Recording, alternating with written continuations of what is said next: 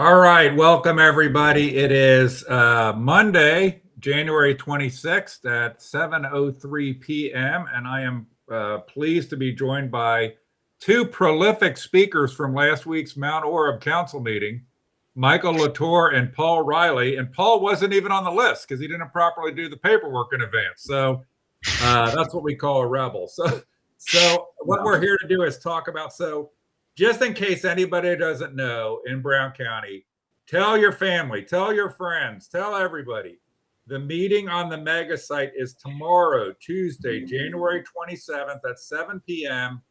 at Mount Orab, I think middle school. You guys can correct me, in the gymnasium, in the middle school gymnasium in Mount Orab tomorrow, January 27th, 7 p.m. It is on the Mount Orab website, so that's a positive. It's right on the front of there. And for a process that I think many people thought shows how America is not supposed to work, where our elected officials treat us like serfs and servants, and we don't need to know. We don't need to know what's going on. So that meeting is tomorrow. There should be a great turnout. I am not going to be one of the people there, because I'm succumbing to the threats I've received. No, because I'm not there. So I am currently, just so these guys will get mad at me, I'm currently enduring hell in Florida where it's only 60 degrees out. So it's very uncomfortable here. All right. So I know about Snowmageddon and I know all the trouble that is up there. So what we're going to try to do tonight is I'm going to ask Michael and Paul. We're going to talk some about the meeting that took place last week a little bit. And then we're going to talk about this upcoming meeting. And then what we're going to try to do is come up with what are, say, the top 10 or 15 questions that got to get answered in this meeting. They got to get answered. So we'll all know them in advance. Okay. We'll know some of the key ones, or we'll get everybody thinking in advance. What are the questions that have got to be answered in this meeting? Okay. Remember, meetings like this, one of the things I preach is the most important thing is that you press for answers, not make speeches. Okay. Figure out what the things are you need answers to and demand answers. Okay. So that is the scoop. So the mega site, I did a video on it. I think I've done a couple of videos on it. I'm sure Paul, you've probably done, how many videos have you done on the mega site, Paul? At least 7 or 8. Okay. And then Michael, I don't know if you do videos, but you're the man that, didn't you lead some sort of petition or trying to get public input on this? Yeah, I created a petition the same weekend that we started the group on Facebook. It was kind of a group of us that sort of put it together. It was a joint effort to kind of split the task and spearhead something that would get the community engaged. Okay. Quickly. So I think last week there were, at the council meeting, there were a total of maybe 10 speakers, including you, Paul, 10 speakers, including you. And I thought everybody was patient, professional, polite, and wanting to get answers, more about, like, rather than trying to get people that should maybe be got for their behavior, but trying to get answers. So why don't we start with that meeting last week? And if I asked each of you guys, well, first off, let's go back further. On the mega site itself, if I ask each of you guys individually, what is the big issue for you? And I'm not talking mega site, whatever the Joe Hauser said, in the past, or I'm talking about mega site as we think we understand it today. So let me start with you, Michael. What is your big beef with the mega site? What's, like, if you had to say that 1 or 2 things or 3 things are top of mind for you, that is your problems with this? Sure. So are you wanting to know how it affects me personally, what matters to me the most, or do you want me to kind of go through the lies that are being told about why it matters to you? Why do you think it's so important that people be engaged on this issue, and or I'm assuming from your position that this be stopped? Why is that so important? What 3 or 2 or 3 big things? Yeah, for me personally, I came here 2019 with my wife and daughter. We wanted to, slow down the pace of life from the city. I still had to commute and do all of that. This was pre-COVID days, right? So we took notice to nature quickly. We planted gardens. We started vegetable gardening. We looked at the stars. got into astrophotography, kind of slowed down and saw wildlife kind of emerge in great numbers and very diverse species of different things that we'd never seen before. And it just, life slowed down and it was great. The stars are great. Everything out here is wonderful. I mean, I love rural living, and that's why I came here. And the city is great for different things. I'm not saying the city's a bad thing. It's just that I don't want to live in the city. Okay. And, So for you personally, it sounds like a big thing is that you embraced a rural lifestyle, especially post-COVID, and that you fear that rural lifestyle being ripped away from you, really without any transparency with you at all. That, it's one thing. I think it's one thing to say, I got outvoted. You know what I'm saying? And we changed because I got outvoted. But you don't want to see that change in secrecy from you and other people. There's 3 mega sites in the state of Ohio, and I happened to move 1 mile from it. One of these sites, and didn't even know about it. And it's infuriating that we can't get answers. Okay. And all right, Paul, if you said your 1 to 3 things that you're why you think this is a big important issue, what stands out to you, why you think it needs to be stopped, if that's what you think. The number one thing that jumps out to me is the lack of transparency. I mean, I will second Michael's comment about the nature of the rural life. I mean, I live in rural America because I chose to live in rural America. I could easily pack up and move into the city and deal with all of the things that come along with it. But being out here in the country comes with its perks. There's some very, very nice perks that come along with it. But if I have to isolate it into one thing, if we narrow it down into one thing, it's lack of transparency. Lack of transparency from elected officials. And I think the general consensus of the community is that we're sick of that. Well, and I think that okay, so as it relates to individual councilmen, 2 of them, I think last week, at the meeting, and I'm going to ask you guys for your big takeaways from last week's meeting before we get into tomorrow's meeting. Eric Lane and Zane Cordry were the most outspoken councilmen, not necessarily against the mega site per se, but against the lack of transparency and against the lack of engagement, I would say. Now, you guys might have a different perception of their comments. So as it relates to the councilmen there, I think they said there's 6 total councilmen and a mayor. Only 1, I guess, is a carryover incumbent because there's an open seat, and 4 of them are new there. So let me ask a question. We'll come back to Eric and Zane. Was there some sort of upheaval in Mount Orab that there was so much turnover, or was it just a natural progression that people got out, people were at the end of their public service and got out? What caused so much turnover? Do you guys know? I don't know. Just internal drama. I mean, throughout my investigation of what's been going on up here, because I didn't stop just at the mega site. I've been digging deeper, looking into other things.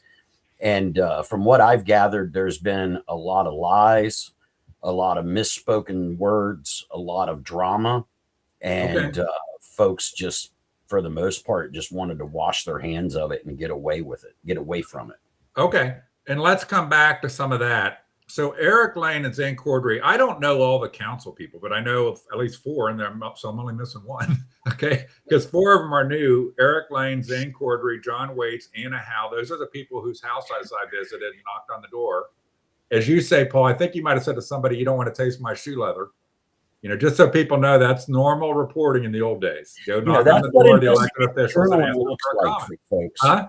That's what investigative journalism is. That's normal reporting in the old days. Now, right. I'm sorry you're not used to seeing that, but that is in fact what a real journalist.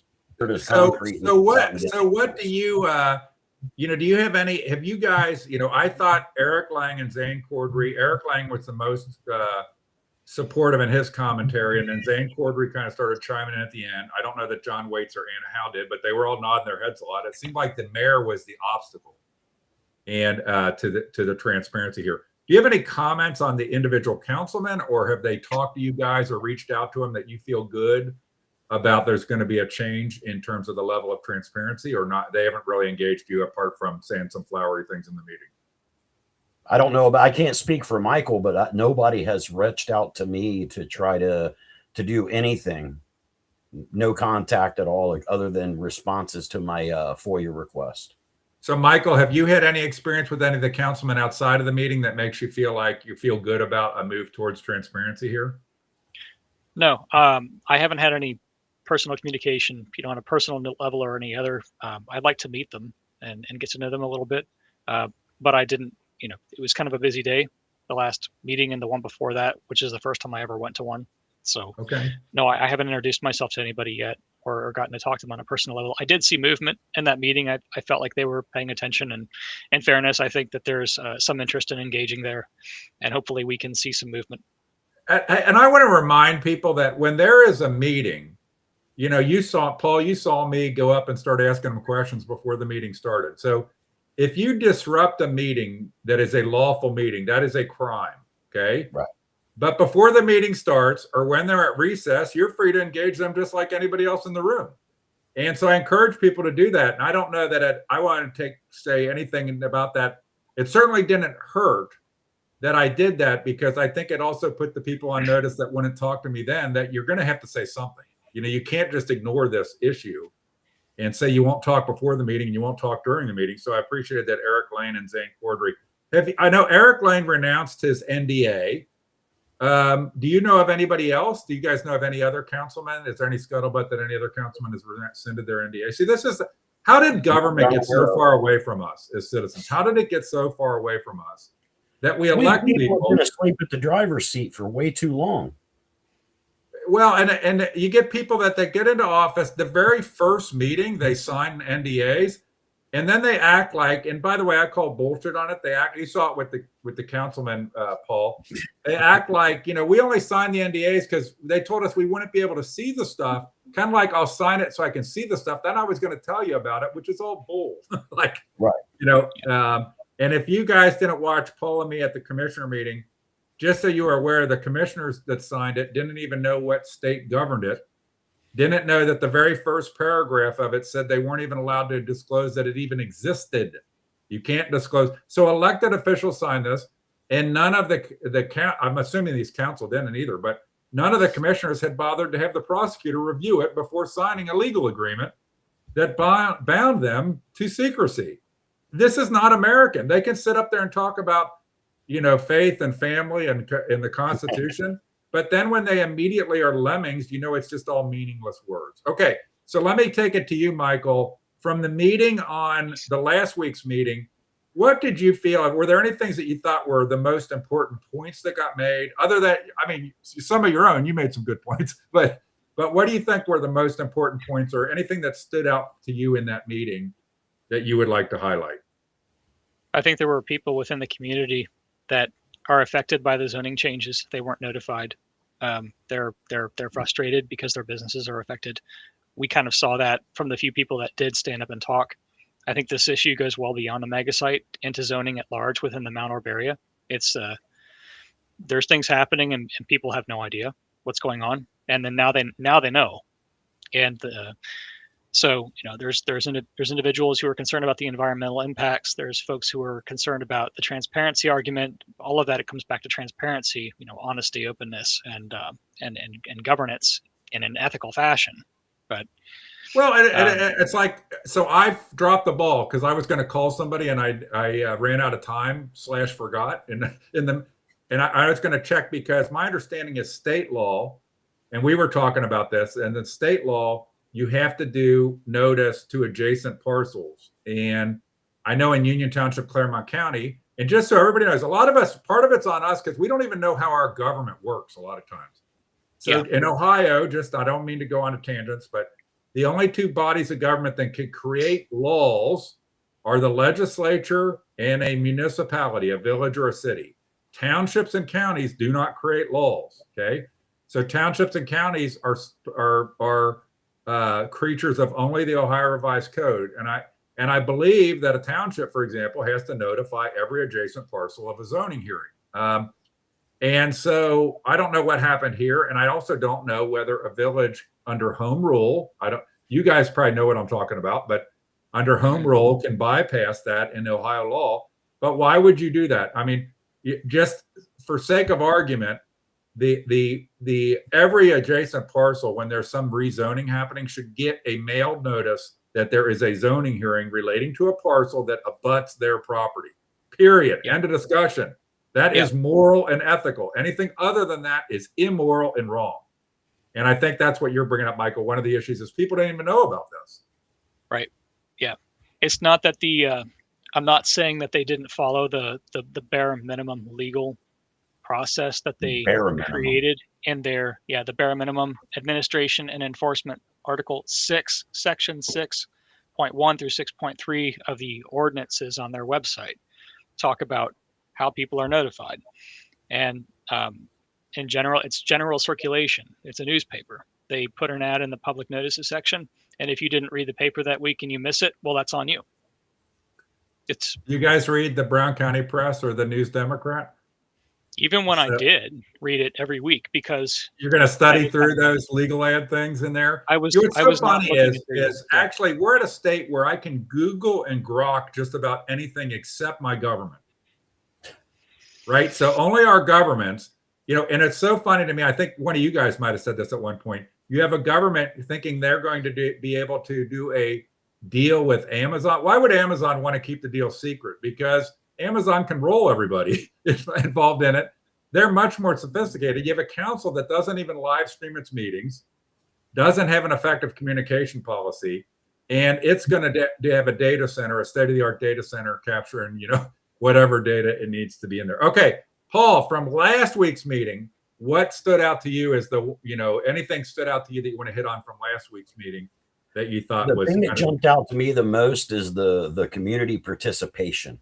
I was really impressed to see people actually prying themselves up off the couch and coming out and standing in the bitter cold to be a part of something that affects them. I've been doing political activism for a very long time. I've taken a break for a while, but I've been doing it a long time. And that's always been the biggest challenge to overcome, is to get the people involved. And the people are involved. So the village better watch their P's and Q's because people are looking. And I want to say something off of that because, people talk about transparency or live streaming meetings or like open checkbooks, transparent financial records.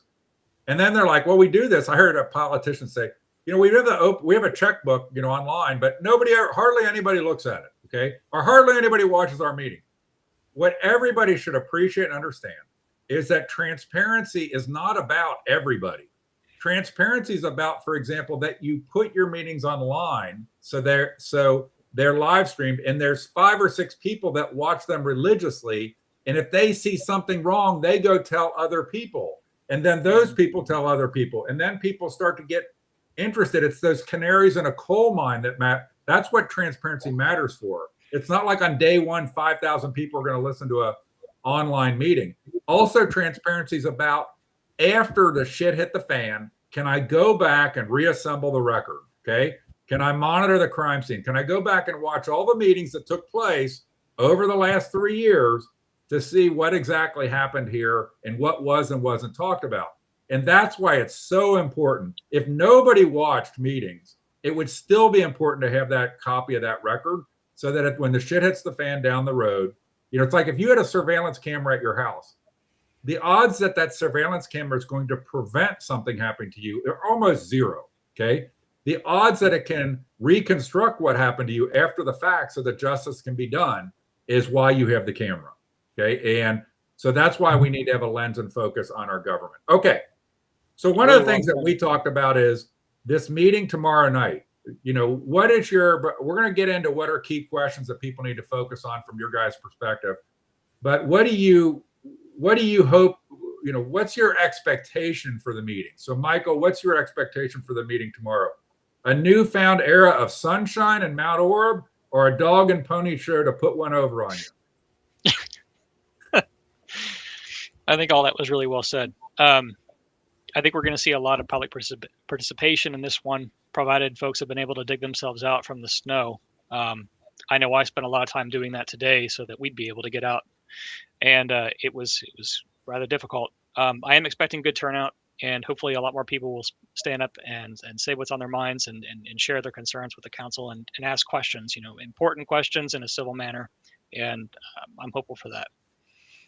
I before jumping in here, I think an expectation I would have. Well, let me ask you your expectation, Paul. I don't want to steal yours if I say, but go ahead, Paul. What's your expectation for the meeting tomorrow? I've got a whole list of bullet points here. You want me to just rapid fire through them as quickly as possible? Do a couple, and I'll tell you, and we'll see if they fit here or they fit in what are the questions. Go ahead, fire some. All right, so I'd like to find out what's going on with the tax abatements, incentives, guarantees are being discussed. Are they? I don't know. Okay, let's pause. Let's get to this because we're going to cover all that in the questions. Okay. Yeah. I would say that, so those are good things, by the way, Paul. So we're going to cover those at the kind of the bullet list and the questions for the meeting tomorrow. I think that an expectation people should have, and I hope Joe Hauser and the council are listening to this, is that part one of the meeting is those guys presenting to the citizens what the F is going on. Okay. That it starts with them giving an explanation, them doing a presentation, them being transparent. Not on the heel of somebody standing up at a microphone and asking them a question, but hopefully them abating. I'd love to see somebody come into the microphone saying, hey, I signed up to talk, but I don't need to talk because you guys already answered all my questions. Thank you for the wonderful and transparent presentation on what the F is going on in our village. Do I think that expectation will be fulfilled? No, I mean, in a perfect world scenario, we would walk in there and they would say, okay, we've all rescinded our NDAs. And as soon as the lawyers say that we can talk about it, we're clear of it, then we'll have another meeting and have a full transparency and we'll I think there's already, I know of some studies and stuff that have happened personally, and I have some record requests in play. I know, Michael, you have some record requests in play. I know some things, that I've made requests for that are not covered by any NDA, that have not been revealed to the public. And I just want to, I think somebody made a great point, is if this was being a massive housing development going to go in on all that land, there would be hearings to no end. There would be a developer need to come to a meeting and justify what was happening with nice pictures, layouts, how there's going to be a park, how we need this density because we're going to have a pond and a walking trail and we're going to have this. That's what would happen if lowly capitalists were trying to just put in a housing development of other people like Michael that want to live in the country, maybe a little more urbanized country because it's not going to be farms, but you get my point. But now when the government does it, there's no transparency in there. So I would love to see where's the charts on the wall laying this out. And they, and not we saw the one commissioner do it, Paul, and not a filibuster. Not a filibuster of nonsense to avoid actually addressing the reality. So that my expectation would be that they start out with a presentation. So let's see if any of that's the citizens. I think you guys, you're just coming up with questions based on being smart guys, and other citizens are doing that. But it should start with what are we even talking about here, so that your questions aren't in a vacuum coming from your own self-investigation and research. Okay. Yeah. So as for questions, now, Paul, some of the things you started hitting on were questions.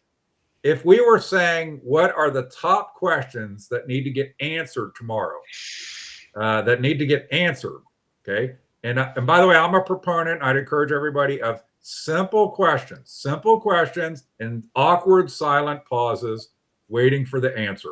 Okay. Simple questions and awkward silence.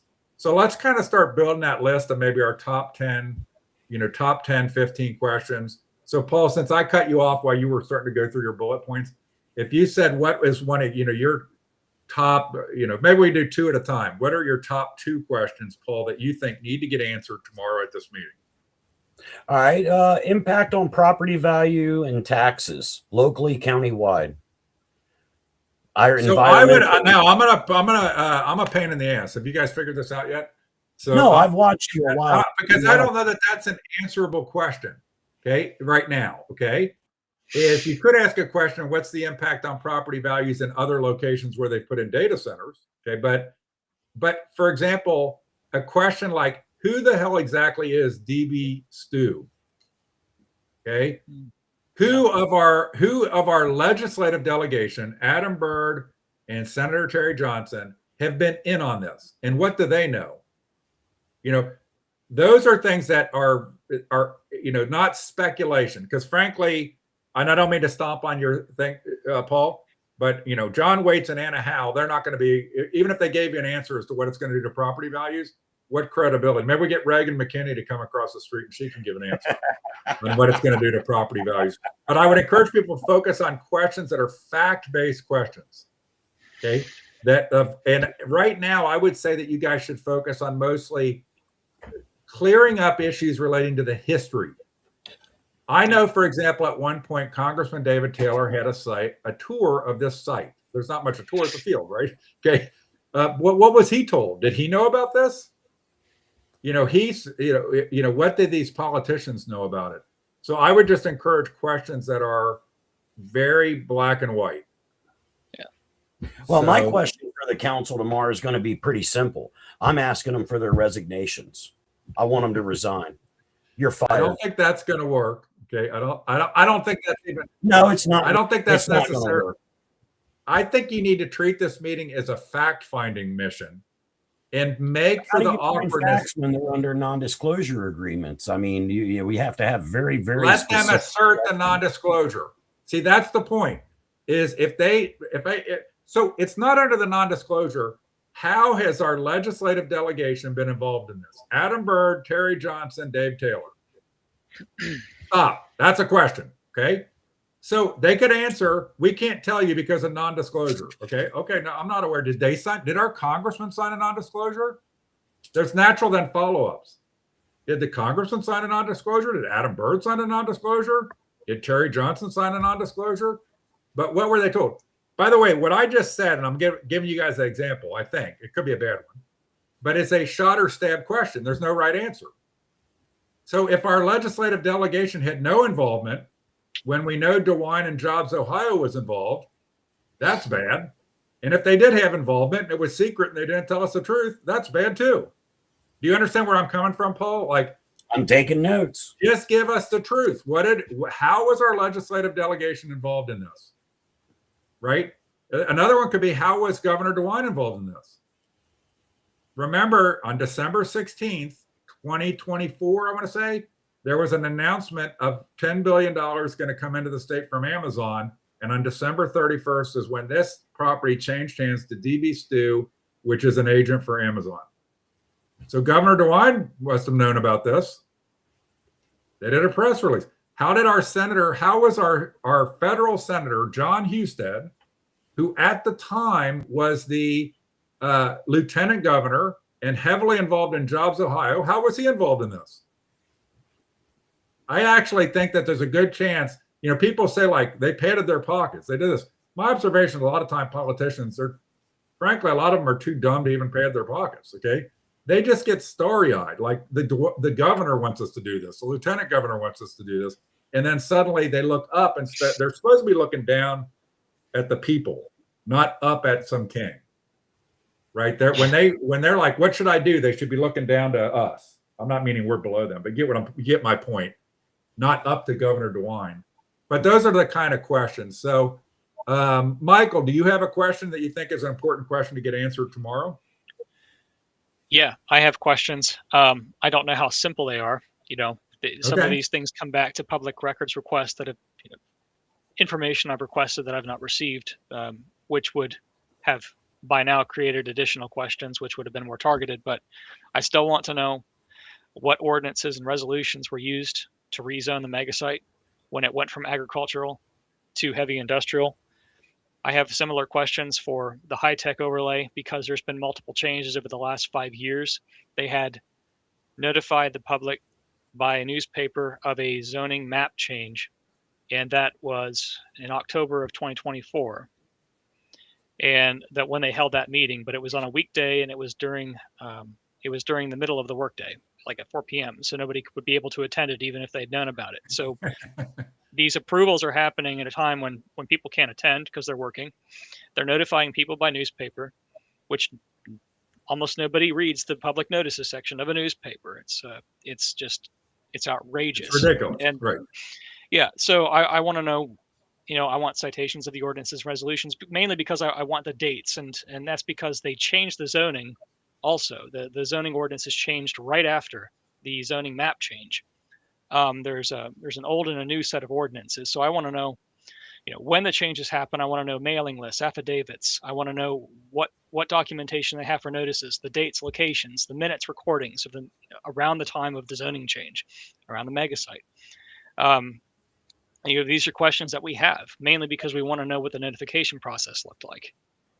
And we want to know that they actually did the things they were supposed to do. So I think there's two. You're bringing up some good macro stuff, and we talked briefly earlier today on that. I think those are. It's not really macro. It's like, it's stuff like you're saying, Michael. It requires record request responses, but I would ask them for a walkthrough of the legislative history of this in detail. Okay, of the legislative history of how this was done. And if that one lawyer guy starts spouting bullshit, I'd tell him, why don't you, when you don't have bullshit and you have actual shit to tell us, then let me know. Okay. But we don't have time here. Nobody wants to waste time listening to some spin. Okay. Some spin nonsense or bullshit from somebody, but you're wanting that. And I think an important question, about it is who exactly was notified, and you're saying the ordinances for the village basically say, I think you told me earlier today that your understanding of the ordinances, if more than 10 parcels abut the property, they don't have to provide notice. It's like the opposite of what you would want it to be. That basically the more properties abut the property, the less notice there is to individuals. Right. So some of this depends on when the change happened. Again, this is why I need dates, because I need to be able to look at the new or the old ordinances and understand the law as it was written, so to speak. Because things did change. The new zoning ordinances sought, I think, to clarify some things and maybe solidify some of what we're confused about in the old document. But it's no better in terms of how the process was done for notification. So that's one thing. We really do want environmental study, and environmental studies. Those would have had to have been done. We want to know what they look like. We want to see all the details associated with that. There's a lot of people around here with wells. So I think a good question for this meeting is, can you list off every study that was done for this project and when it was done? That's step one. Okay. And then the second question is, can every one of those studies be put online so all citizens can see them? Right. Because there's an aspect of you doing a record request, but this stuff should all be transparently online for citizens, especially something that now is clearly an issue of great public concern. This isn't like one little parcel getting rezoned. This is something of great and broad public concern. And I think I would boil it down, and I'd be asking, somebody should bring an easel and a flip chart. If I was going to be there, I'd bring one. I have them. And say, by the way, we'll write down all the things that you didn't address in the meeting that you need to get the information for. So somebody could be a scribe, say, we're going to help you out. We're going to have a citizen scribe that's going to write down on these flip charts everything that you need where we didn't think we heard an answer, where we need an answer, and we need some documented answer. Is that something like that? Even, I don't know if a flip chart makes sense, but somebody who's actually doing that, keeping one person who's keeping a list of everything that they didn't answer or that they talked about or that you need evidence for. Because as we know, a lot of politicians, what do they call that? Lie, and say that we did this. We notified everybody. Like, well, now we want to see the records. To your point, Michael, right now, if they told you we notified everybody, I'm sure, Michael, you still want to see the proof. Yeah. Right. It's not good enough. Okay. What other questions? With the amount of procedural errors that I've found in my research, it's a mess up there. It's a mess up there, Chris. It really is. I mean, you've got guys sitting on the council and sitting as mayor that don't even have an oath of office on file. So, oaths of offices, as much as people get hung up on them, they're perfunctory. But it's an example of the procedural errors. But I would look for things, part of this is going to be, did they do things in meetings that weren't noticed properly? Right. Like I'm a very much what I call an asymmetrical fighter, meaning there's the things that, if they've done stuff wrong, you can't do it on some overall things that's just bad character, bad ethics, bad procedure. But for example, what if they had meetings where they approved some of these things where the meetings weren't properly notified or properly held? That could void what happened in those meetings, right? And so I look for that kind of stuff, okay? Of where was the notice?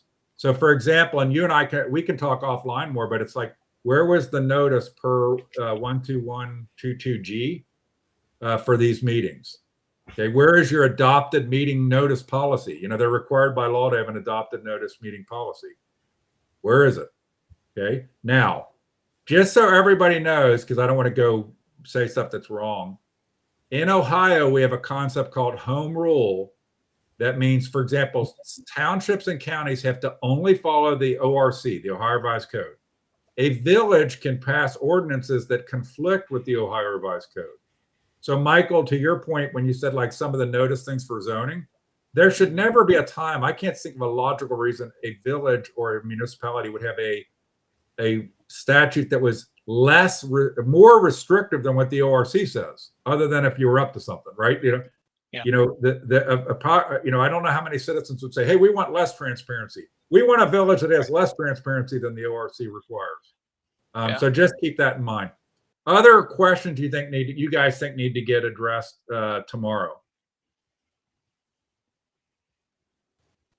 I don't know, Paul. Do you want to chime in? You had mentioned tax incentives and an economic impact. I mean, there's a whole list of it. I mean, like he said, I mean, as long as there's an NDA in place, most of these questions are going to go unanswered. Like I think a great thing to find out is why is our Port Authority. Paul, I would not assume that. The NDA is with DB Stu. Okay. So there's a lot of records that are around this thing that are probably not DB Stu records. And I would make the assumption that the NDA is not legal. I would start there, but I would let them assert that they are invoking the NDA, like saying it's attorney-client privilege. I wouldn't assume anything. Right. So just fire the question because you're a slave to some NDA. Is that why you are not answering? I'd ask that lawyer guy that I wasn't impressed with. I would ask him, are you saying that they can't answer because of the NDA? Why is it that they can't answer this question? Right now, we know 4 of those council members, they probably don't know the answers to a lot of the questions. Yep. Right? Because they're new. They're in the same boat as citizens. Well, one of my questions is why is SWORA, the Southwestern, whatever the hell it is, the Port Authority, so secret?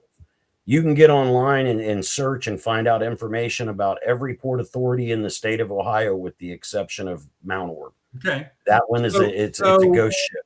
So I think there's questions about the Port Authority that are things like, is the membership of the Port Authority, does your legal counsel, did you ever get an AG or other opinion on whether it was a conflict of interest to have the mayor be the executive director of the Port Authority? And I think the answer is going to be no. And it's like, it's kind of like asking the commissioners, did you have the prosecutor review a legal agreement binding you, an elected official, to secrecy before you signed it? No. Like, what kind of clowns do we have in office that would do? So I would just think you guys and anybody watching or listening, simple questions. And I would say that are, because right now it's just fact finding, not speech making, it's just simple questions. So, and it sounds like the mayor and the one councilman that's still there, those are the ones that should have answers. Or the Kelly Cole, is it the economic development director? Kelly Cole. Yeah. So there's an economic development director for Mount Orab named Kelly Cole. She was in the meeting. I don't know what she looks like, but she's a woman, and she's the economic development director for Mount Orab. She was the economic development director for Brown County. So she should be able to answer all these questions. I would turn to her. Kelly, can you answer? So just so people know that, Little Mount Orab Village has an economic development director. Her name is Kelly Cole. She was in the last meeting. She's the one that should be making the presentation on the overall project at the beginning of the meeting. Yeah, well, and let's hope that they're actually putting some kind of thought into this to come in and give us a presentation to alleviate some of these concerns and upset. Okay, Michael, were you saying something? I was going to say I wasn't going to hold my breath. I asked for a couple questions, kind of coming at it from the emotional perspective of like, what do we stand to lose? Crickets, nothing, no response. Can't answer any questions. NDA. This is what I'm getting from my government. It's asinine. So as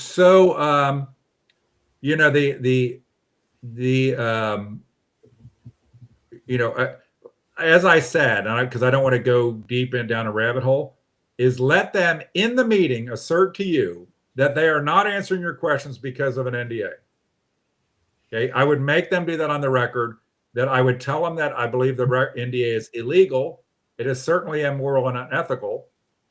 But you're saying that NDA was with DB Stu. And Paul, and just so Michael, you know this, I said it already, but the NDA says they can't disclose the existence of the NDA, so they're already in violation of the NDA, right? And the second thing is the NDA says it's governed by the laws of New York. So ask them, how does have you consulted? Do you have New York counsel? Do you have a New York lawyer helping you to know what questions you can answer? Since you idiots signed an NDA that says it's governed by New York law. Ask the attorney there, are you licensed to practice in New York, where the NDA is governed by? Ask the attorney there, why would you ever advise your client to sign a NDA that is governed by the laws of a different state? Or did they not ask you, the law director or solicitor for Mount Orab, did they never ask you about this to review the NDA before they start signing it? They might not have. Like maybe these guys signed an NDA without even asking their own solicitor to sign it. Okay. Any other questions that you guys want to hit on? I don't know. We've come up with a very simple list of 10, but maybe we'll get people. We got 100 plus people watching. Think about these simple questions to drill these people in, and then I want to go through the comments and pull up comments. Yeah. Here, any other? So, Michael, other questions or things that you think need to be top of mind for people? Well, the infrastructure capacity and impact is another thing. I still have a lot to say about the environmental impact studies, the wells, okay, the sensitive species, and so on and so forth. But there's also the infrastructure capacity component of this. Are there any records evaluating electric capacity, water capacity, or emergency services limitations associated with the development of the mega site? Okay, that's a great question. That is. And remember, on any of those kind of questions, it's the question, the answer that may or may not be bullshit, and you got to get the receipts. And it's like, can you send me a copy of that? And then the scribe, and we're going to go to the comments because I saw Christina Colgate saying she would be the scribe. Okay, but we got to go to the comments. But we need the receipts. Now we need to, and if they and because Michael, you and Paul, but I was a kid in high school when Ronald Reagan was president, and he was big on the trust but verify, which means don't trust. Okay, and it's because. And if they say like, well, why you don't trust us? Yeah, it's like, we don't trust you. Absolutely. Let's be absolutely clear. I don't trust you. You signed an NDA keeping citizens out of the loop. Why on earth would I trust you at this point? Yeah. You got to re-earn trust. So, okay. Anything else? Paul, anything else before we pull up some comments here?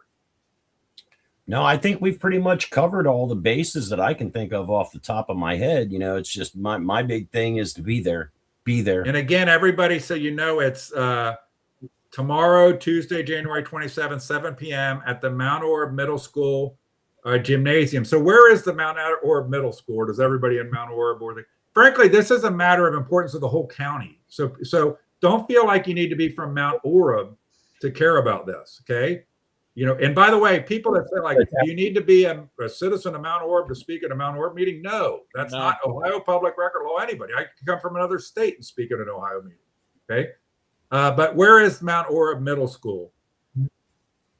It's at the campus of the Western Brown High School. Okay, so it's right there at Western Brown High School. Okay, so and it's the gymnasium there, and 7 o'clock is when it starts. Now let's go. I'm going to look at these comments real quick, and I don't want anybody to feel slighted if I don't, put your comment up. And I'm bad at going through them quick here to see. Somebody makes a comment here. Can we ask a question if it's too late to stop this? The question, it's very hard to stop the inertia of crooked politicians, but we don't even know exactly what this is. Okay, the thing is, step one is what is this, and now how can we stop it? Okay, and if we think it makes sense to stop it, maybe it's utopia. That's part of keeping secrets from everybody. Maybe it's utopia, and so we'll see whether it can be stopped or not. But I think step one is we need to know what it is. They need to be given. I say even though the government has lost their credibility, even than that, I would still give them a chance. We want to give you a chance to explain. And that's almost the way I would phrase it at the beginning of the meeting. We are going to sit here at first. It's not just us ask questions. If their agenda is citizens ask questions, that's bullshit. Step one is we're going to give you a chance to explain this to us like we are adults. Okay. When you run for office, you say you care about us. You say you love us. You want to kiss our babies. And, but now what happens? So, okay. So, and somebody's saying, yep, it affects Mount Orab and Ohio. I get called by people in other parts of Ohio. This is the first one where it's a data center in the area that I kind of reside. People all across the strait are dealing with this. And these government clown officials that are signing these NDAs and being secret with everybody. And frankly, this is not a Republican or Democrat issue. This is a character issue. This is a character issue. And I hope that I'm a very right-wing conservative guy, but I hope people would realize that most of our elected officials lack character. Okay. And you should never trust them. People always want to trust elected officials. You should always treat them like they're not to be trusted, and only trust them transactionally, because they could be fine today and tomorrow they're going to be crooked. Okay, let's see here. What else we got here?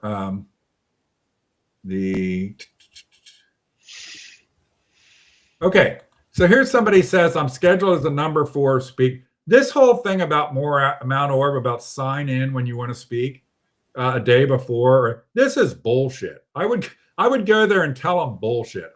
One of you guys or somebody should come up with a speaker sign-in sheet of people who have not notified them at 4 p.m. today and present it to the mayor. Here's the list of the people here that want to speak that didn't see your bullshit thing about you have to send an email to some email address they never heard of to be able to speak at a public meeting.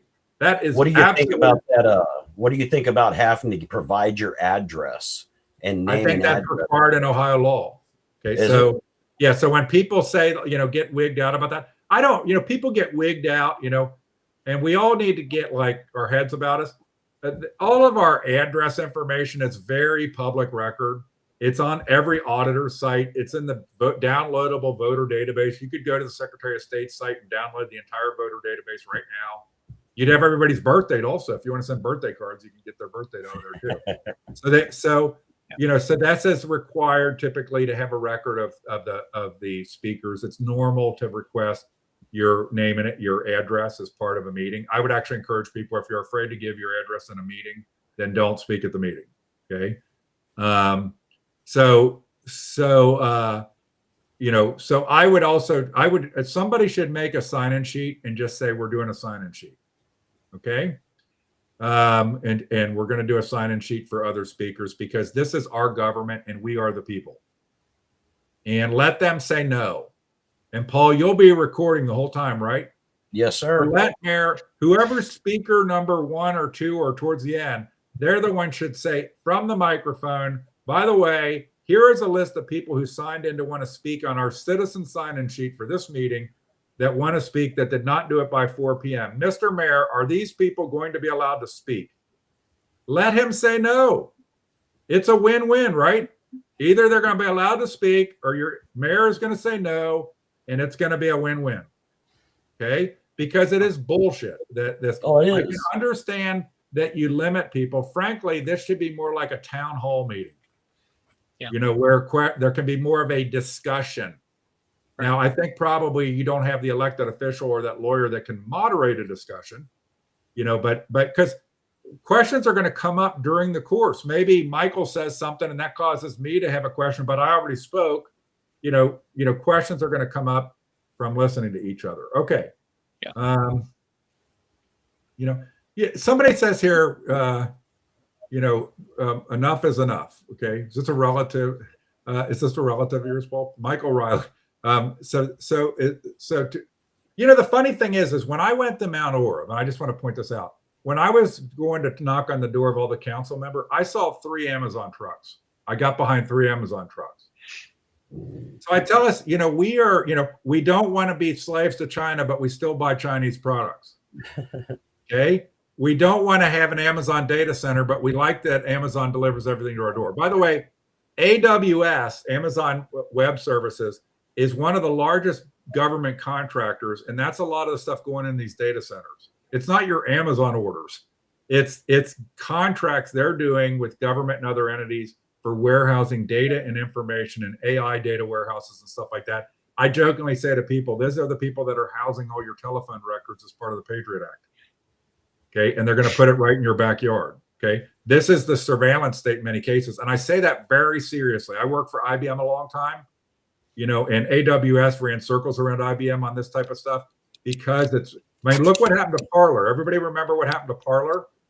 They got taken out of business because AWS turned them off. Why did AWS turn them off? Because the government told them to. The government put pressure, right? They are not our friends, okay? We need a Bill of Rights for our citizens. We live in a world where we, the citizens, are supposed to know everything about our government, and they're supposed to know nothing about us. That's the system we're supposed to be in, but it's all upside down. Okay, let me go back here. Okay, this is Jessica. Jessica, I asked you to do an interview with me talking about your work and research, and I'd still call me, let me know. Let's do it. I invited all the legislatures. They have been notified. 2 have said they can't attend. So Jennifer, if you don't put this in later, type in a comment of which 2 said they can't attend. Okay, because it's bullshit. Okay. Now, if they have some, there's not a lot of legislative sessions going on at 7 o'clock at night. But the congressman could be in DC, right? You can't get back. Okay, but they should ask to Zoom in to be part of it. With that internet, man, it sure does make not being there a hard thing to excuse. Right. I understand. Wasn't your CFO? He's on the internet from what I understand is a house in Florida. Yeah. That is from there. There's some people wanting you for commissioner, but I'm not going to put that up here. There's another question about video, guys. We want to stay focused on the task at hand. We'll get to the commissioner stuff when it's time for that. Okay, so Christina Colgate, by the way, very articulate in the last meeting, Christina. My uncle worked at Fernald. I don't think this is quite Fernald, but the point is very well taken, okay? Of these government projects where it's for our benefit, where we get excluded, oftentimes end up biting us in the ass, okay? So hopefully they show up, and hopefully they get them. Somebody should go why don't you go up and ask them some questions before the meeting? Instead of this dog and pony show that the local media, I very much dislike the local media. They do the same dog and pony show everywhere they go. Some, sympathetic sounding story, some little bit of video, and then interviewing people in the parking lot. They're never going to chase a politician through the parking lot to force them to ask a question. Ask some of the reporters there, why don't you chase the mayor through the parking lot and ask him a tough question versus get a few citizens to sit over there in the parking lot and talk about why they're upset about this. So Shane Ogden, Shane Ogden's a board member, realtor. So it's Shane Ogden must be, if he's on the council, that must be the 5th guy, because the one that carried over, but I know that name from that. Christina Colgate said somewhere in here about being a scribe. I don't know why we need a portable projector and screen. I would just get a whiteboard or go to the store and get some 3M whiteboard tablet where it has the Post-it note stuff on the back, and just have somebody write shit on there and put it up on the wall. We're going to go ahead and write down shit that we think we need from you in there. And it's hard to get rolling, but wouldn't it be great that the citizens come and have their own sign-in sheet for people that want to speak, and have somebody that says, I'm going to have an idea bin where I'm going to take down notes during the meeting on shit I think we're due from you, so we don't have to all separately do records requests and shit like that to get information from you. Okay.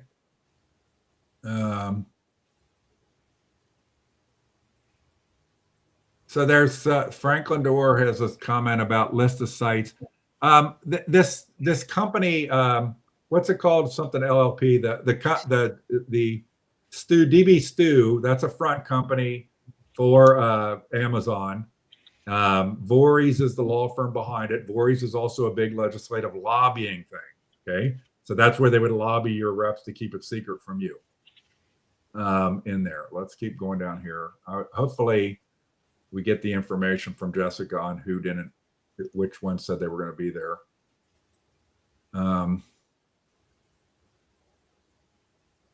I went past the question. Mark Robinson, type your question again. Mark Robinson says he's got a question, but I must have gone past it. And those of you that are, these guys can't, I guess I could do that. No, it doesn't. When I put it online, it just shows the most recent comments. If I just show them. Okay.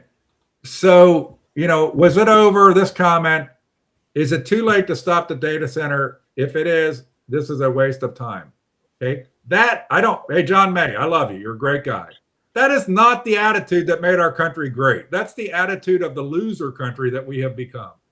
Okay. Yeah. Is that and I'll tell you something else. I would say that in court things, I get ripped like, oh, look at, he fails. I probably succeed in court things 30, 40% of the time. And if you're succeeding against the government 30, 40% of the time, you're doing awesome. You're doing like, that's, it'd be like a baseball batting average, because the system works against us. And I'll tell you something else.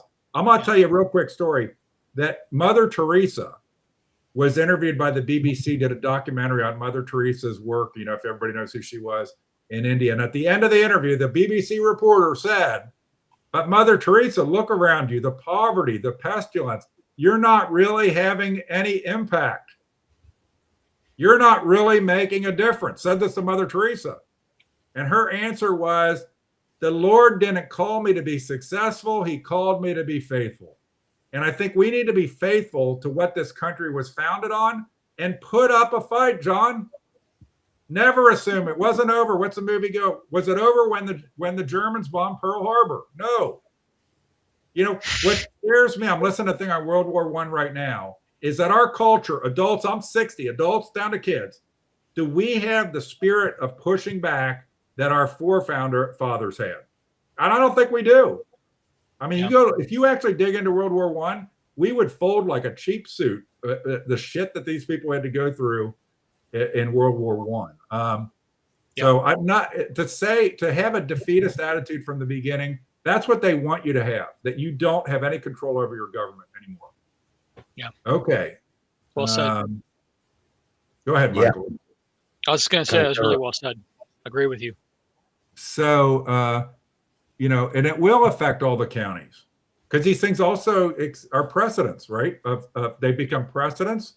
It will affect all of Brown County. It will affect part of Claremont County, because they're right up against there. It's right on the line, right? And so that's why it's so important, that Scioto County is getting their own $1 billion data center. I don't know if you've heard about that. Oh, you just love the political class, don't you? I'm not against data centers, by the way. I work for IBM. I did, what I'm against, the thing that rubs me is the secrecy, because if it's a good thing, you don't need to keep it secret. You know what they say? That which you are proud of, you put up on top of a hill so everybody can see it. That which you are ashamed of, you hide.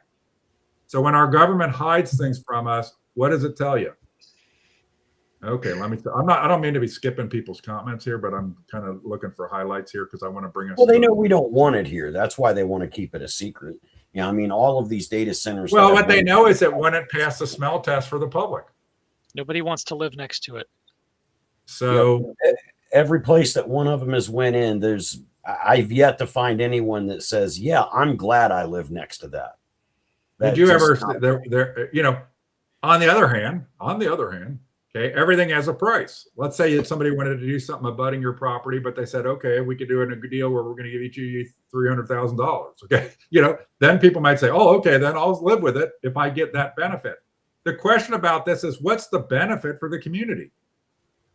Right? It would be very clear if every abutting lot got $100,000. That would be, a lot of people probably vote yes then, right? If you had a vote of those people. But my point is, I'm just making a point, not that it's right or wrong, but the abutting is that what is actually in it for the community? What is in it for the community? Are they going to build you a new high school? Are they going to build you new infrastructure? Are they going to, just remember when you do economic development deals, it's very important. What makes a good economic development deal? I once asked a sage person about this. It's that it provides public infrastructure that could otherwise not be purchased, like new roads. You otherwise couldn't do it. The second thing is provides notable good jobs. And the third thing is it provides a notable increase in the tax base that leads to future prosperity and reduced taxes. And so that's a question to ask. Tell us about how the exact metrics on how this is going to provide public infrastructure we can't otherwise afford. How is it going to provide notable jobs? And how's it going to provide an increase in, let's say that they told you all that we're going to reduce property taxes 50% in Mount Orab because the data center is going to be paying so much money that we're going to pass that on to you. Okay. My point isn't that would make it right. My point is that would be a benefit to the community. And there's what is the benefit to the community? I haven't heard anything that's a benefit to the community. Well, that goes back to the transparency. You can't even have any of those conversations because we can't even talk about it. Yeah. So I'm screaming down through these comments. I apologize to people that that I'm not putting your comments on. Had there been transparency, okay, day one, it so would have Terry been Johnson and John Husted. By the way, Terry Johnson is our senator because his seat was purchased for $500,000 by the Republican caucus because he's a reliable vote for whatever Matt Husted once voted on. I don't know that people understand this, and I'm sure it's Republican, Democrat. I'm going to give you a quick aside here. Is that the money that the caucuses have don't get spent on fighting against the opposition. They get spent to buy a reliable vote in an already red or blue seat. And that's what Terry Johnson is. The fact he's a term limited now, he's going to be done, so he don't care. And it's the statement that he doesn't care. So Adam Byrd, I think Adam Byrd actually a lot of times does care, okay? And so hopefully he'll show up, okay?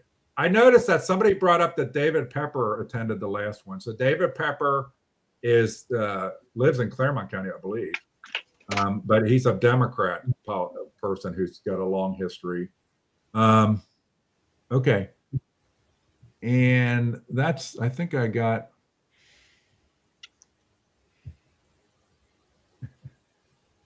We'll see who attends or the. So I see down here, I'm just seeing if I'm missing any big comments. I don't mean to be short with anybody's comments, but I got the same people are making a lot of comments, and they're not necessarily questions. And by the way, Mark Jones, come on. You got to know the John Belushi movie 1941. He gives a speech about when it's the fraternity of sin, it's over, or was that in Animal House? In Animal House, was it over when the Germans bombed Pearl Harbor? Because Animal House. It's fun. It's so funny. We watch so many movies of people overcoming overwhelming odds. We love to watch movies like that, but we're immediately resigned that we don't have a chance. We got to change that attitude.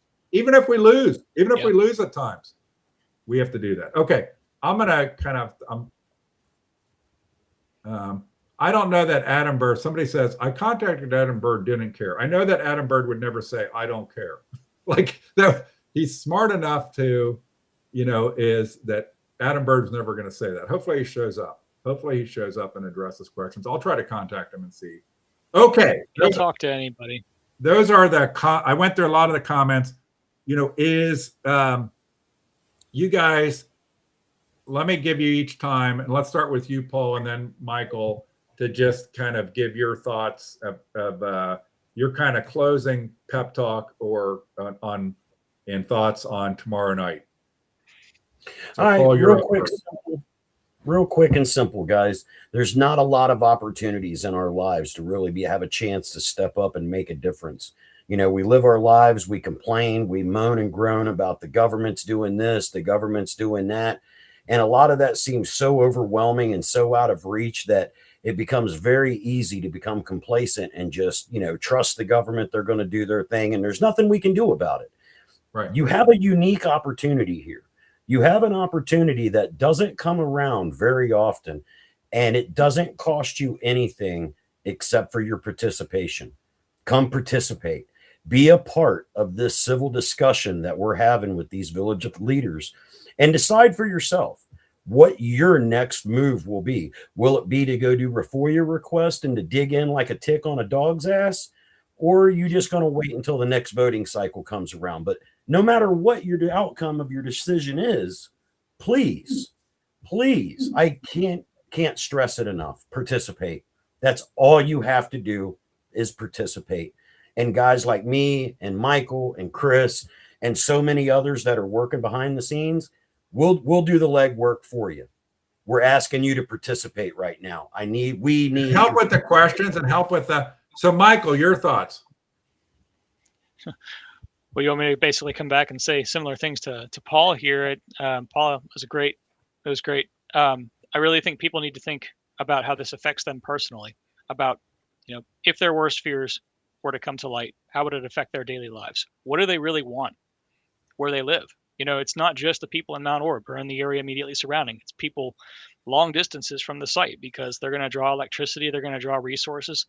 If it's a data center, they're going to pull water from wells, they're going to backload all that with pollutants. There's all kinds of studies going on. They're back, they're moving back on regulations. They're doing all of these things to expedite the process. We need to think about how this is going to affect our lives, how it's going to affect nature, what it does to the places we live in, the places we leave our kids. There's a lot of things in a lot of ways this can affect people on a personal level. Make your concerns heard. You don't have to sit here like us and do a lot of deep research. You can just speak from the heart. Just be heard. So Get up here, and say what you need to say. Stand up for what's so right. I'm going to put up one last comment here. So Christina Colgate said, would it be appropriate or worth asking every government official or development members to introduce themselves? And the answer is absolutely. I mean, I couldn't believe it that last meeting, they don't have name tags and they don't introduce themselves. So you don't even know who the hell these people are. Isn't They're that new councilmen. typical procedure to do a roll call? Yes. Yeah, they do a lot of their votes totally wrong. Like anybody, there should be at every vote, they should call off the names. But yes, if I were in charge, Christina, you seem to be on the ball. You seem like a very sharp woman. Somebody can get the tablet where you're going to write down the questions. Also, go to the store and get or make out of cardstock nameplates and put freaking nameplates in front of the people and say, hey, don't you think you should have your name on a nameplate? I love doing the backhanded thing, right? Like, are they going to argue about it? The mayor's going to object to his name being in front of him. I thought you liked your name being in front of you. But the notion they don't have nameplates and they enter and introduce themselves is just absurd. And I think you guys should, I think I've said three things. One, have somebody there that's going to scribe down all the things that we need the actual receipts for, or it didn't give an adequate answer. We need an adequate full answer to, so on and so forth. The second thing is have a sign-in sheet you guys make up for people that didn't sign up to sign up if they want to speak. And the third thing is make name tags for these people so that or somebody go get some freaking sticker name tags. If I was home and I was going to be there, I'd bring them with me, but it's a great idea. Give them to the people in the audience. Like everybody put on a name tag. We're all community here, right? We're supposed to be freaking community. And let's have our name tags. God, I love all you. You council people, put on your dang name tags too, so we know who you are, and act like you're a leader, okay? And not like you're afraid. Teach me, Sensei. Teach me. And then the other part is at the beginning. I'm gonna tell this joke real quick. When I was doing independent consulting, and I did consulting in like 50 plus countries, there's two guys that were with me, and we're all wearing suits, and we'd be ready for some workshop. We were doing growth workshops on large accounts for companies, and we'd be waiting for the people to show up. And every now and then somebody'd walk into the room just by mistake, like they were going to duck into the conference room, and we were all sitting in there waiting, and be like, we were sitting at a table, and this Polish guy would say to people when they did that, he'd go, well, I'll say it in his Polish accent. Welcome. We have been waiting for you. Please begin your presentation on why you justify your position with the company. And so what I would do is I would have, somebody's got to say up front, we all want to, before the meeting starts, be up there going, we're really looking forward to the presentation. We are really looking forward to the presentation you're going to give us before we speak to lay out this whole project for us. Right? They'll know that we talked about this tonight. That is absolutely what they should do. But Christina, that's a great point, is ask them to be like adults, like humans, like they're not, they're not bureaucrats. Okay. So name tags, nameplates, sign-in sheet for people that want to speak, and somebody have a tablet of wall charts for being able to scribe, be writing shit down during the meeting of things we need more information on. Okay. You have a great amount of fun. One of the things you find is a lot of politicians act the way they do because they have weak skills. So as soon as you start acting, you start doing things that a professional would do that I would have done by nature in my consulting career, they get scared because many of our politicians are mediocre people that don't know how to run a meeting. So, all right. Anything else, guys, on this thing? Paul, before we go, I'm going to take Michael off the stage, and then you and I'll talk for just a minute about your work on this Bruce Wallace thing, and then we'll call it a wrap for this call. So, anything else, guys? Either of you, Michael? Anything else related to the meeting tomorrow? I don't have anything. Just stand up and do what's right. Paul, anything else about the meeting tomorrow? Be there, and bring your enthusiasm with you. Let's go. So if are you going to be getting petitions filled out at the meeting? I will have my commissioner's petition with me. I'll be there more than happy to answer questions for anybody. So if you want to sign this petition, they're due next Tuesday. So if you want to sign this petition, as long as you're... Well, I wonder if it would be appropriate before the meeting starts to take my petition up and see if the council members will sign it. That's a great idea. I love that idea. By the way, signing somebody's petition, I've never not signed somebody's petition. It doesn't mean that you think they should be elected. It just means you think they're qualified to be on the ballot. Right. Okay? You're just giving them an opportunity to have a chance. Okay. All right. So let's Michael, thank you very much. Paul and I are going to talk about... See you tomorrow, Michael. About Michael's been shoveling snow, I think, for the last 2 days, and he looks very happy. Everybody, I'm sure everybody's very happy. They love shoveling snow. It's beautiful. All right. I'm very inspired. I don't know about happy, but thank you so much for the opportunity to speak, and thanks for the call, and thank you both for your fact-based reporting. Appreciate it. Thank you, Michael, and thank you for people that tuned in to talk about the data center. Now, real quick, because I had said something about talking about the situation with Bruce Wallace. So it's my understanding you've been raising the point, Paul, about Bruce Wallace and certain crimes that took place. It turns out that apart from my comment about don't buy a used couch from this guy, that the reality is that he had a very serious mental breakdown and was on the verge of committing suicide. So why don't you, if anybody doesn't know this, you're free to go if you're here for the data center thing, but I teased that there's going to be something about Wallace Law Firm, which is a separate issue in Mount Orab. And Paul's here and he's been talking about it. And Paul, why don't you just lay out what the newfound information about Bruce Wallace is, that it goes deeper than just he tried to knock boots with a client. On September 30th of 2024, Bruce Wallace helped himself to a firearm that was in a co-worker's desk drawer at the law firm there in Mount Orab. He took said firearm and left the facility with it and went out on a joyride left behind a suicide note. While he was out, Mackenzie Harrington, she realized that the firearm had been taken, went called the chief of police, Jason Hahn. Instead of calling 911 first, she called Jason Hahn, and he instructed her to dial 911. Jason put out a be on the lookout for the vehicle and the person, Wallace, with the Brown County Sheriff's Department. Some time went by. They ended up stopping him over on Snyder Malott Road. I know you're not familiar, Chris, but it's very, very, it's adjacent to the school. Okay. At that point, they asked him about the firearm. Where's the gun? He dumped it. Now, well, where did you dump it? Well, I threw it. He in the police report, admitted to throwing it out the window of the vehicle and was doing his best to help them locate that firearm.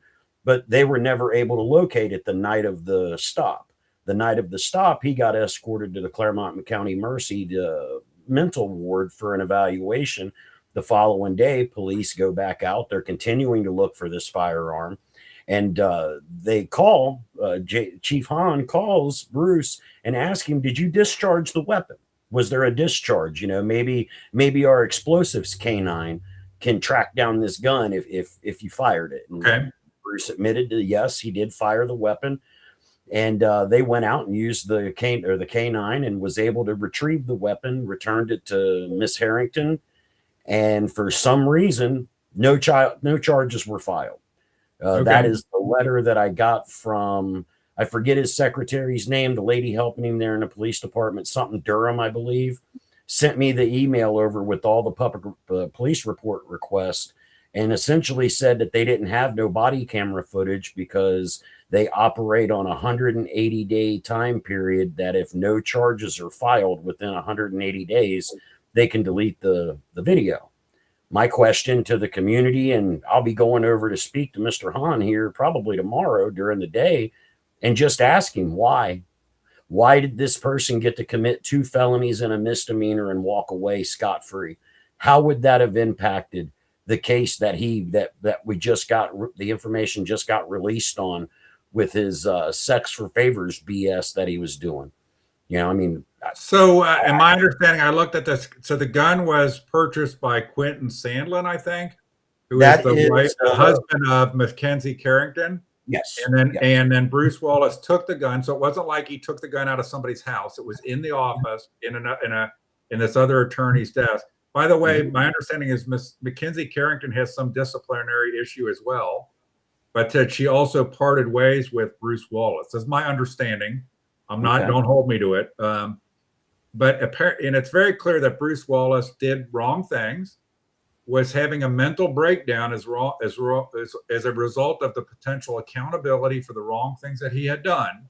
Yeah. And we can all understand that challenging situation, but we have to remember where it started. It started with him doing something wrong. Okay. And that put him into that position. Right. And so I'm glad that the woman that came forward that had recorded him on the make, that she did so. She's to be commended. God only knows if this happened before, you know, if it was the first time at the rodeo, the first time this ever happened. And I don't know whether, you know, even I was talking to Paul, you and I were talking briefly earlier today, what should have happened with Bruce Wallace, but I think actually he should have been charged. Okay. And you're right. He should have been charged. And then Zach Corbin, the prosecutor, could sort out whether to drop charges, keep charges, you know, that kind of thing, because that happens a lot. The other thing that happens, and this is what I was talking about, Paul, earlier today, briefly, we didn't talk very long, is a lot of times, like I know where I am, that law enforcement will consult with the prosecutor proactively. Like before, this is the situation, you know, he was not, at that point, I guess he had gone home. This was the next day they were asking him. So now this is the situation. So because now they have time, because it's not in the moment thing, is that they would proactively consult with the prosecutor. And I'll be interested to find out from Zach Corbin's office if his office was ever consulted on this, on if they had a view on what the charging should be or not, relating to Bruce Wallace. Even if this was presented to Zach, and I'm fairly, based on my knowledge and relationship with Zach, I would be. Paul Riley's getting sunspots. This is a very chargeable offense. I mean, that lies under grand theft.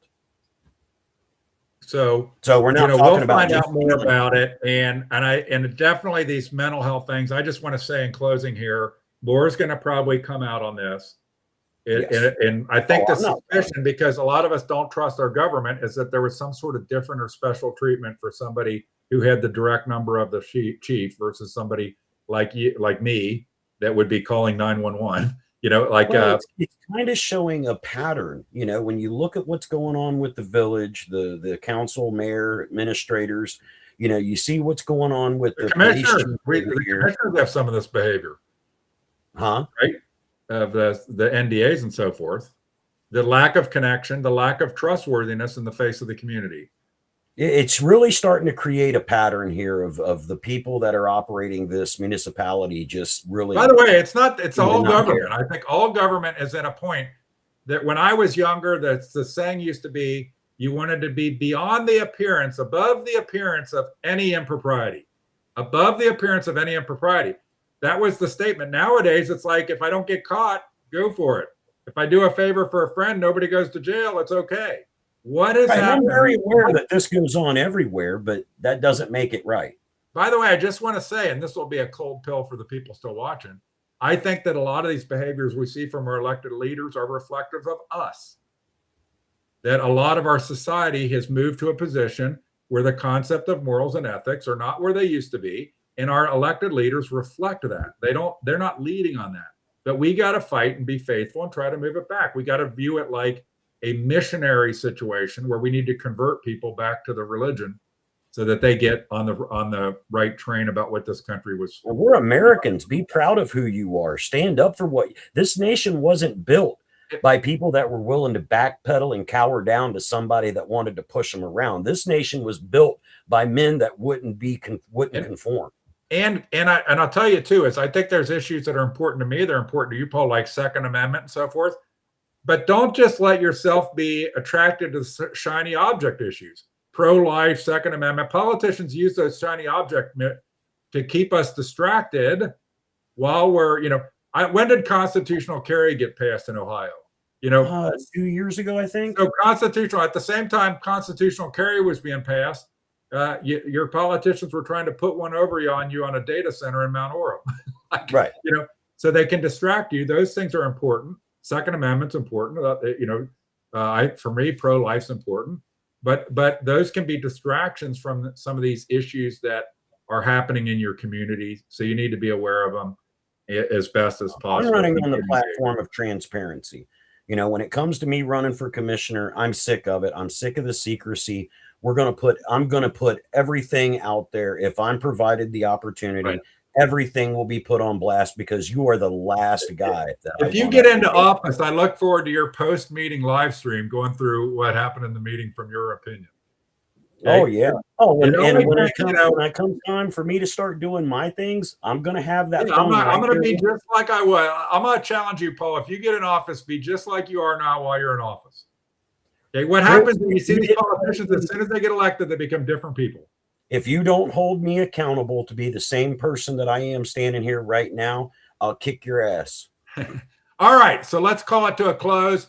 Thank you guys for tuning in tonight, and thank you, Paul and Michael, for participating. So the big meeting relating to the mega site tomorrow, January 27th, at Mount Orab Middle School Gym, which is at Western Brown High School, 7 p.m.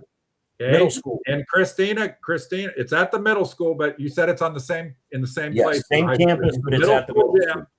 And Christina or others, hey, everybody get working on. You guys got to divide and conquer. Who's bringing the sticker name tags? Who's bringing the name plates that they wrote in a Sharpie to put in front of these guys? Who's bringing the sheets of paper for the citizens putting on the wall? And who's bringing a sign-in sheet so that the citizens can say, we're not going to tolerate this. You have to know some bullshit email address to be able to speak to your elected officials. That's not the way we're going to roll. And don't cause any disruption. Be professional. Realize the things I'm saying is you can have more impact. I like Donald Trump. Some people might not like Donald Trump, but I like because he does things where it's a win-win. Like if you have a list where you did your own list of people that want to speak, you hadn't signed in before, and then somebody goes up first person. These are the list of people that signed up here. Let the mayor say no. Okay. Right. Let him say no. And then if he says no, just say that's totally ridiculous and unfair, but okay. And then let it sit out there that the mayor wouldn't let people speak. Okay. Yeah. And do that. The optics on that are terrible. Right. Just that, you don't ever have to be disruptive, shouting, screaming, upheaval, and by the way, on this Bruce thing, the Bruce Wallace, there is nothing that is ever worth taking your life over. Call somebody, talk to somebody, don't let yourself ever get despondent. There'll be another day. Okay. It's another day tomorrow, yep. But don't be unruly. Don't, that I drive people crazy because I don't break the rules. Okay. And I will ask those questions where no matter how you answer, it's going to be, it's a shot or stab question. You're either going to let these people talk or you're the mayor going to say they're not allowed to talk, right? And that's a win-win. That would be good if he said, no, you ain't allowed to talk. That would just be the creme little creme on this guy. Yes, on a meeting that's about a lack of transparency to not let people talk. All right. Thank you, Paul. Thank you, Michael. Thank you, everybody that tuned in. And I'm behind. I was going to do something tonight. I got a bunch of content. I got a whole list of things I have not put out that I have video for already. And I'll be hopefully getting some stuff out tomorrow.